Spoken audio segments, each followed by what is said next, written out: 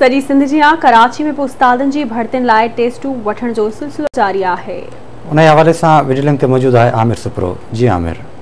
सिंध में जो आहे सो IBA पारां JST PST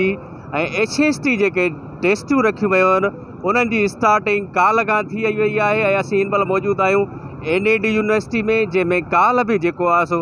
4500 छोकरनि टेस्ट ॾिनी ऐं मुख़्तलिफ़ ज़िलनि खां टेस्ट इहे शुरू कई वई आहे। मां तव्हांखे तफ़सील ॿुधायां त काल्ह कोरंगी ऐं साउथ जा जेके स्टूडेंट हुआ उन्हनि 4500 शागिर्दनि टेस्ट ॾिनी ऐं अॼु जेको आहे सो मलीर ऐं वेस्ट जा जेके शागिर्द हुआ उनमें 5000 शागिर्द हुआ ऐं IBA तरफ़ां जेको आहे सो हिकु स्टूडेंट खे पर बोतल ॾिनी वई आहे। पखनि जो बि अंदरि इंतज़ाम कयो वियो आहे ऐं जंहिं बि स्टूडेंट में IBA जो शक थो पवे त उनजो बायोमेट्रिक ॾिसी करे पोइ उनखे टेस्ट में विहारियो वञे थो ऐं इंतिज़ामिया पारां पुलिस बि बीहारी वई आहे ऐं NAD यूनिवर्सिटी जी जेकी सिक्योरिटी आहे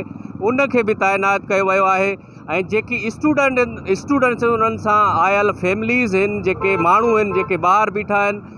यकीनन ही टेस्ट जेकी IBA भी दावा करे थी त ही साफ़ ऐं शफ़ाफ़ हूंदी ऐं उनखे ॾिसणो इहो ई आहे त कुझु ॾींहं पहिरियां जेको आहे सैयद सरदार अली शाह जी बि प्रेस कॉन्फ्रेंस जेकी वाइस चांसलर ऑफ IBA सां कई ऐं उन जेको आहे सख़्ती सां चयो त कंहिं बि उमेदवार खे कंहिंखे बि पैसनि ॾियण जी ज़रूरत न आहे ऐं ही साफ़ शफ़ाफ़ टेस्ट वरितो वेंदो ऐं ही टेस्ट जेको हूंदो सिंध में मिसाली हूंदो, फुल मेरिट ते कयो वेंदो। उन सां गॾोगॾु जेकी इंतिज़ामिया आहे उन बि सख़्तु इंतिज़ाम कया आहिनि ऐं जेकी स्टूडेंट आहिनि उन्हनि सां बि असांजी ॻाल्हि ॿोल थी आहे। उन्हनि बि चयो आहे त हीअ जेकी टेस्ट ॾिनी जेकी टेस्ट असांखां वरिती वञे थी तमामु बहितरीनु क़िस्म जी वरिती वञे थी ऐं जेकी रिज़ल्ट इन जा आहिनि उहे शाम जो ई जेको बि स्टूडेंट आहे उहो इंटरनेट ते ॾिसी सघे थो। यकीनन हीअ टेस्ट जारी आहे ऐं सुभाणे जेको आहे सो 4000 ऐं कुझु स्टूडेंट आहिनि जेके कोरंगी ज़िले जा आहिनि उहे इन टेस्ट में पार्टिसिपेट कंदा।